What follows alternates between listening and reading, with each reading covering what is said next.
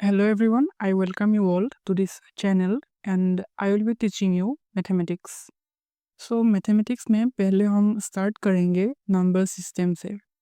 So what is number system? Number system is nothing but a set of different kind of numbers. मतलब एक set होता है जहाँ पर कई different numbers पाए जाते हैं. वो सभी को एक साथ हम लोग कहते हैं कि number system. तो नंबर सिस्टम में एक कॉन्सेप्ट है नंबर लाइन की. तो what is number line? You can see here this is the central point or zero. Zero is considered as the central point in a number line. तो यहाँ पर zero है और ज़ीरो के जो भी राइट हैंड साइड में जो भी नंबर्स हैं उनको कहते हैं हम लोग पॉजिटिव नंबर्स. तो these are positive in nature. And all the numbers which are located on the left hand side of the zero are known as negative numbers. That means they are negative in nature and zero is neutral. तो number system में जो भी numbers है हम अभी एक एक करके सभी को देखेंगे. ज़्यादा कुछ नहीं है, जस्ट डेफिनेशंस पढ़ेंगे और समझेंगे क्या होता है. तो first one is natural number. Natural numbers are those numbers starting from 1 to infinity. 1 to infinity are known as natural numbers. जैसे कि 1, 2, 3, 4, 5, 6, 7 ऐसे करके इन्फिनिटी तक. Then next we come whole numbers.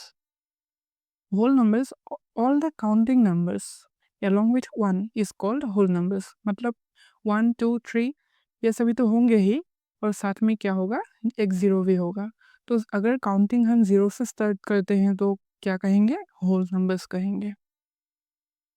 Then we come to even numbers. Those numbers which are completely divisible by 2 are called even numbers. मतलब ऐसा numbers जिसको हम अगर 2 से डिवाइड करते हैं तो हमें कोई भी रिमाइंडर नहीं मिलेगा. जैसे कि 8. 8 को अगर हम 2 से डिवाइड करते हैं तो हम लोगों को क्या मिलेगा, 2 4 जा 8. मतलब 8 डिवाइडेड बाई 2, 2 4 जा 8, रिमाइंडर इज 0. तो ऐसे नंबर्स को हम कहेंगे इवन नंबर्स. जैसे कि 0, 2, 4, 6, 8, 10, 12 etc. to infinity. Then we come to odd numbers. Odd numbers. Those numbers which are not divisible by 2 are called odd numbers. मतलब वो नंबर्स होता है जिसको हम 2 से डिवाइड नहीं कर सकते. मतलब डिवाइड तो कर सकते हैं लेकिन कम्प्लीटली डिविजिबल नहीं है. कुछ ना कुछ हमें रिमाइंडर में कुछ ना कुछ मिल ही जाएंगे. तो उन नंबर्स को हम कहते हैं कि ऑड नंबर्स होता है. जैसे कि for example I am taking 5 and 5 को हम 2 से अगर डिवाइड करते हैं तो हमें मिलेगा 2 2 ज़ा 4 एंड रिमाइंडर इज 1. और यहाँ पर क्या था, यहाँ पर रिमाइंडर था 0 और यहाँ पर हमें रिमाइंडर मिल रहा है 1. मतलब कंप्लीटली डिविजिबल नहीं है. Then we come to prime numbers. Prime numbers मतलब the numbers which have no factors, कोई भी फैक्टर्स नहीं है other than 1 and the number itself. मतलब एक और द नंबर इटसेल्फ. मतलब जो नंबर हमें दिया गया है वही नंबर और साथ में एक फैक्टर 1. अगर ये दोनों सेटिस्फाई कर रहा है तो हम उनको कहेंगे कि प्राइम नंबर्स. प्राइम नंबर्स को जानने के लिए हमें फैक्टर्स का बात जानना होगा पहले एंड साथ में मैं आप लोगों को मल्टीपल्स भी सिखा दूंगा. फैक्टर्स, अगर मैं एक नंबर लेता हूँ कि 12 and we have to break it into in the form of multiplication actually. So I am breaking it 1 into 12. Yes, 1 into 12 gives us 12. I can also write 2 into 6. Yes, 2 into 6 also gives us 12. We can also write 3 into 4. Yes or no? 3 into 4 also gives us 12. So you can see here, if we break 12, अगर हम 12 को break करते हैं तो हमें क्या क्या मिलेगा, 1 मिलेगा, 2 मिलेगा, 3 मिलेगा, 4 मिलेगा 6 मिलेगा, 12 मिलेगा। ये सभी नंबर्स को हम कहते हैं कि फैक्टर्स ऑफ 12। ये 12 का फैक्टर्स हैं। समझ में आ गया? क्लियर? एंड देन मल्टीपल्स भी देख लेते हैं। मैं एक नंबर लेता हूँ 4। तो 4, अगर हम 4 के साथ 1 मल्टीप्लाई करेंगे तो मिलेगा 4, 4 2 जा 8, 4 3 जा 12। यस और नो? तो अभी हमें क्या क्या मिला? 4, 8 एंड 12, ये तीनों। ऐसे तो और कोई मिलेंगे, मतलब देयर आर सेवरल नंबर्स जो 4 से डिवाइड मल्टीप्लाई करके किसी के साथ हम पा सकते हैं। तो अभी हम 3 ही कंसिडर कर रहे हैं, 4, 8 एंड 12। तो we will say that 4, 8 and 12 this 3 numbers are the multiple of 4। That means हम इसको 4 के साथ कोई ना कोई नंबर्स मल्टीप्लाई करके पा रहे हैं, इसीलिए हम कहेंगे कि ये 4 का मल्टीपल्स है। तो ये तो अभी हमें ज़रूरत नहीं है, लेकिन फैक्टर्स की ज़रूरत है। मतलब डेफिनेशन में आते हैं फिर से एक बार। The numbers which have no factors other than 1 and the number itself are called prime numbers.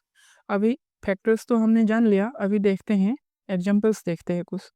Suppose I am taking 5, तो 5 को हम ब्रेक करेंगे 1 इंटू 5, और कोई तरह हम ब्रेक कर सकते हैं क्या? नहीं। That means we can not further break 5 into another factors, 1 and 5 only. Another example 7 को भी 1 इंटू 7 ही लिख सकते हैं, है कि नहीं? अभी देखो 1 इंटू 5, 1 इंटू 7, डेफिनेशन में क्या बोला गया था? कोई भी नंबर्स जिसका क्या एक और खुद नंबर के अलावा कोई भी फैक्टर्स नहीं है। अभी देखो 1 ये तो मिल गया, एंड 5 मतलब द नंबर इटसेल्फ। ये अभी हम क्या कहेंगे? 5 और 7 क्या है? प्राइम नंबर से। क्या 12 प्राइम नंबर्स हैं? नहीं, क्योंकि प्राइम नंबर्स होने के लिए कितना फैक्टर्स होना ज़रूरी है? 2, एक 1 and another is the number itself. क्या 4 प्राइम नंबर में आएंगे? नहीं आएंगे। क्यों? 4 को भी हम अगर ब्रेक करते हैं तो हमें क्या मिलेगा? 1 इंटू 4, एंड इसको हम ऐसे भी लिख सकते हैं 2 इंटू 2 4, दैट्स ऑल्सो 4। तो यहाँ पर फैक्टर्स कितना है? 4। प्राइम नंबर्स होने के लिए मैक्सिमम फैक्टर्स कितना होना पड़ेगा? 2, only 2 factors. Okay, prime numbers खत्म। अभी आते हैं को प्राइम। अभी तक हम जितने भी नंबर्स देख रहे थे वो तो सिंगल ही कंसिडर कर रहे थे, मतलब एक नंबर के लिए, मतलब सिंगल नंबर। अभी को प्राइम होने के लिए 2 नंबर्स की ज़रूरत होगा हमें। को प्राइम, अभी डेफिनेशन पढ़ लेते हैं एक बार। 2 numbers which have no common factor except 1। 2 numbers ऐसे होना चाहिए होगा जिसका फैक्टर्स एक के अलावा कोई भी नहीं है। Okay, I am taking some example 3 and 5। So 3 को हम ब्रेक कर सकते हैं 1 इंटू 3, 5 को ब्रेक कर सकते हैं 1 into 5। So 1 into 3 and 1 into 5। Further तो ब्रेक नहीं कर सकते, we can not divide it further anymore. So there we can see 1 is common. 1 is common here. Definition में भी यही बताया गया था कि 2 numbers which have no common factor except 1, एक के अलावा और कोई भी कॉमन फैक्टर्स नहीं होना होगा। यहाँ पर भी हमने देख ही लिया कि यहाँ पर भी एक के अलावा और कोई भी कॉमन फैक्टर्स नहीं है। एक यहाँ पर भी है और एक यहाँ पर भी है। 3 यहाँ पर है लेकिन यहाँ पर 3 नहीं है, और 5 यहाँ पर है लेकिन यहाँ पर 5 नहीं है। 3 and 5 are not common. Okay, अभी हम कह सकते हैं कि 3 एंड 5 आर को-प्राइम।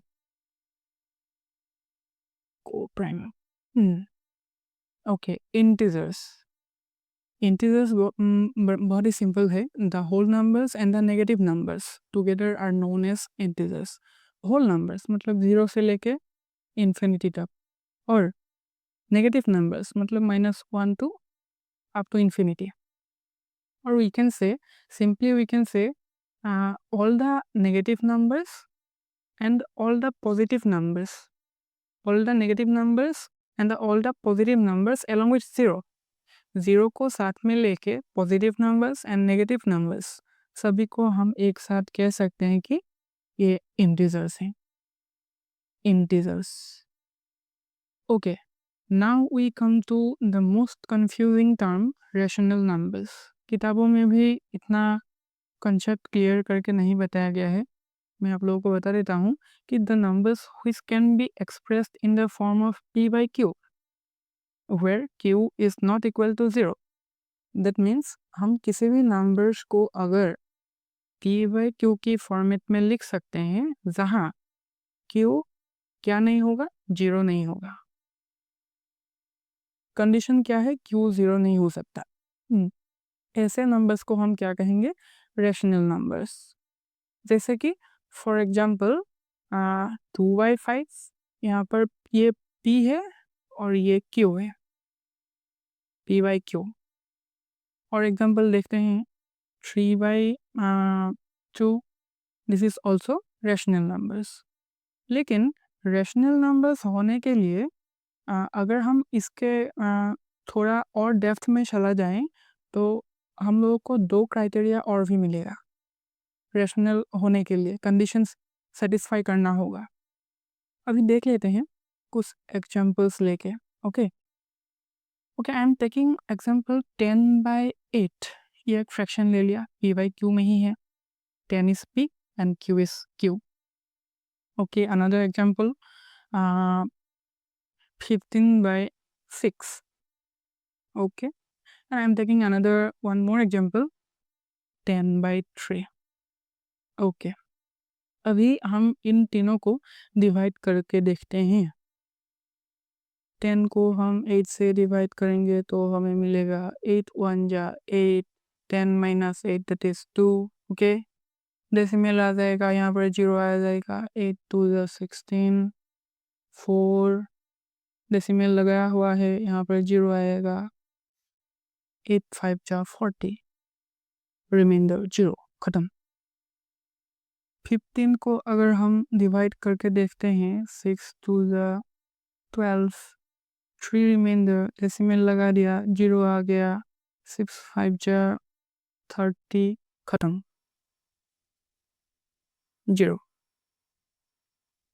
एक देखते हैं 10/3. 3 3 जा 9, 10 - 1, 10 - 9 दैट इज 1, डेसिमल लगा दिया. 3 3 जा 9, फिर से 1, मतलब यहाँ पर 3 3 3 3 ऐसे ही आते जाएंगे. ओके, 3 3 ऐसे ही आते जाएंगे. इसको हम लिख सकते हैं 3.3 बार. ओके, अभी यहाँ पर तुम लोग देख ही सकते हो कि क्या देख सकते हो,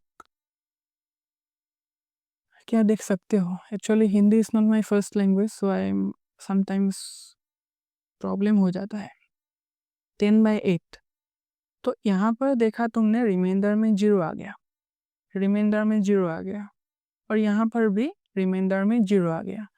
तो ऐसे फ्रैक्शंस जहाँ रिमाइंडर में 0 आ जाता है तो हम लोग इन ऐसे टाइप्स को कहते हैं टर्मिनेटेड.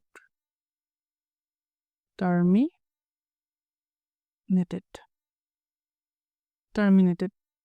और यहाँ पर देख रही हो कि 3 3 3 ऐसे रिपीट होते जा रहा है, तो इसको हम कहेंगे रिपीटिंग. मतलब 3 ही रिपीट होते जा रहे हैं, तो इसको कहेंगे कि रिपीटिंग.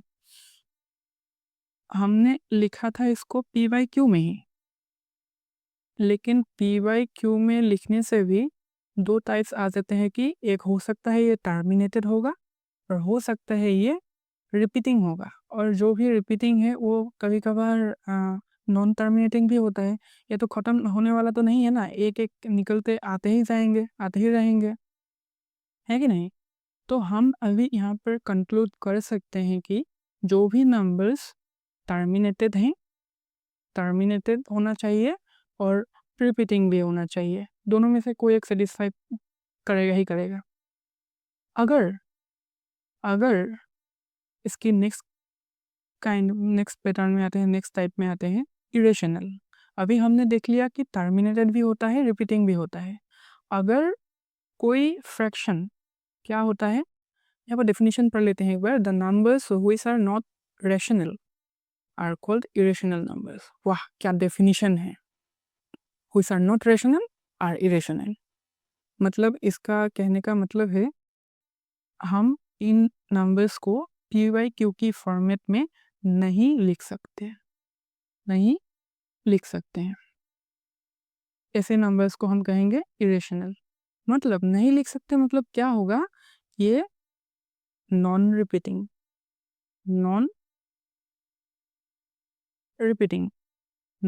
होगा और साथ में ही होना पड़ेगा नॉन टर्मिनेटिंग। हो गया, दोनों क्राइटेरिया सेटिस्फाई करना होगा। पहला तो पी बाई क्यू में हम नहीं लिख सकते। क्यों नहीं लिख सकते? क्योंकि वो नॉन टर्मिनेटिंग है, मतलब ख़त्म ही, सॉरी नॉन रिपीटिंग है, मतलब ख़त्म ही नहीं, रिपीट नहीं होता वहाँ पर। और नॉन टर्मिनेटिंग है मतलब ख़त्म ही नहीं होता, रिपीट भी नहीं होता, ख़त्म भी नहीं होता। तो हम ऐसे नंबर्स को कहेंगे कि इरेशनल नंबर्स। एग्जाम्पल भी देख लेते हैं।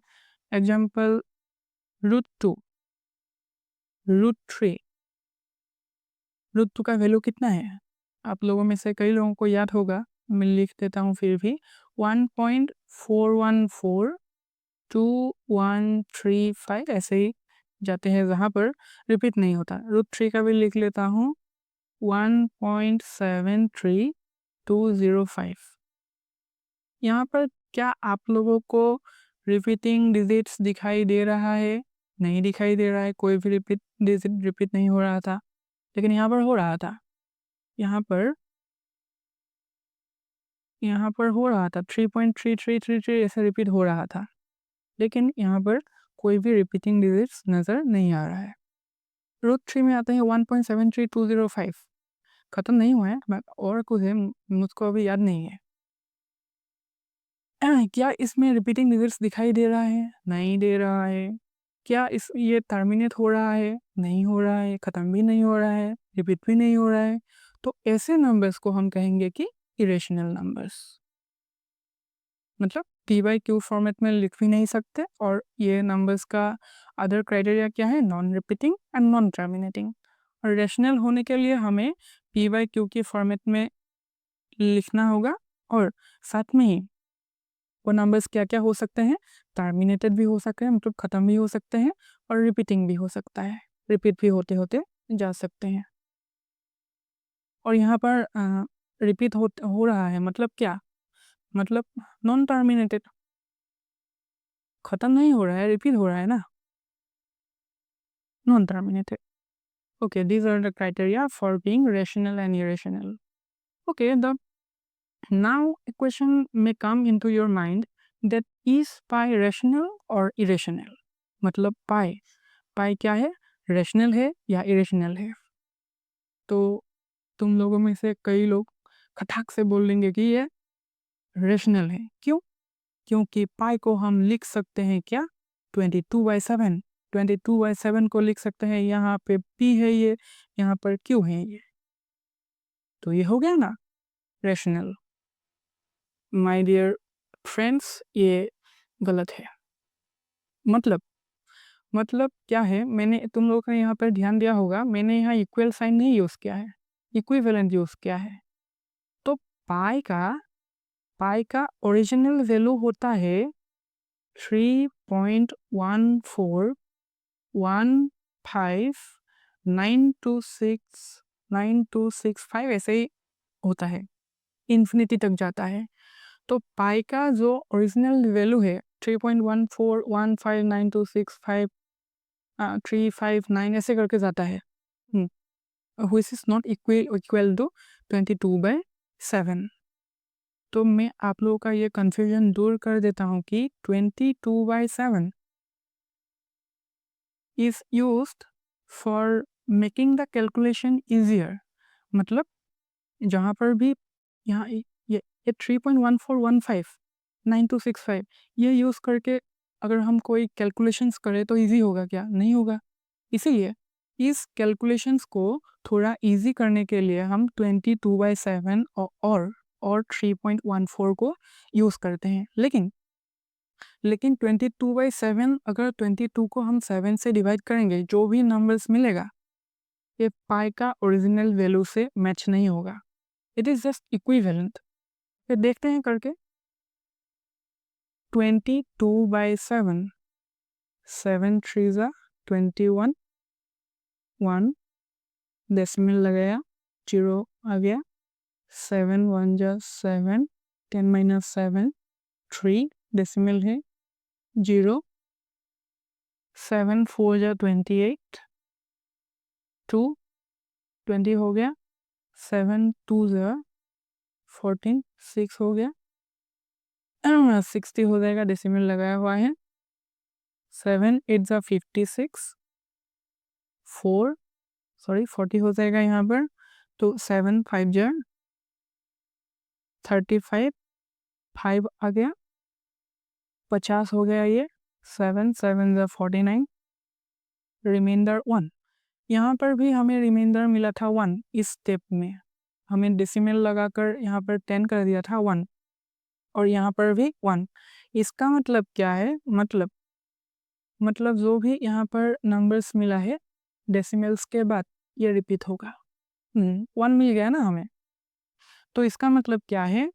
3.142857 इसके ऊपर बार आ जाएगा, मतलब ये रिपीट होते रहेंगे।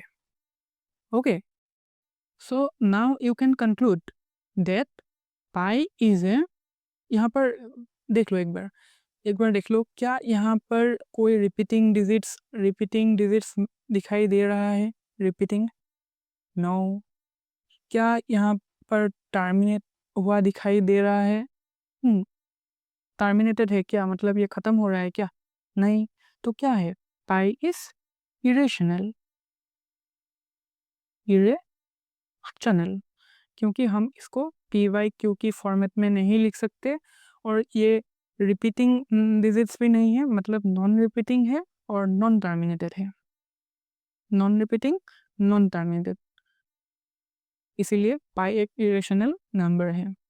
लेकिन 22/7 जो कि हम इसका पाई का इक्विवेलेंट मानते हैं, ये 22/7 इज रैशनल। क्यों? हम यहाँ पर देख सकते हैं कि यहाँ पर 3.142857 ये रिपीटेड है, रिपीटिंग, क्योंकि ये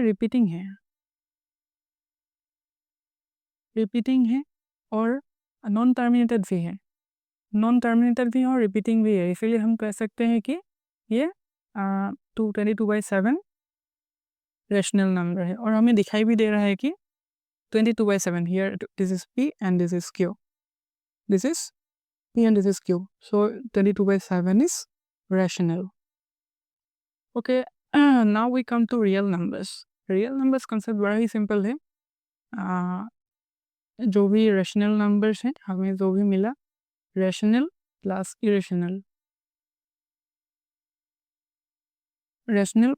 इरेशनल, इस नंबर्स को साथ में हम क्या कहेंगे? Real numbers.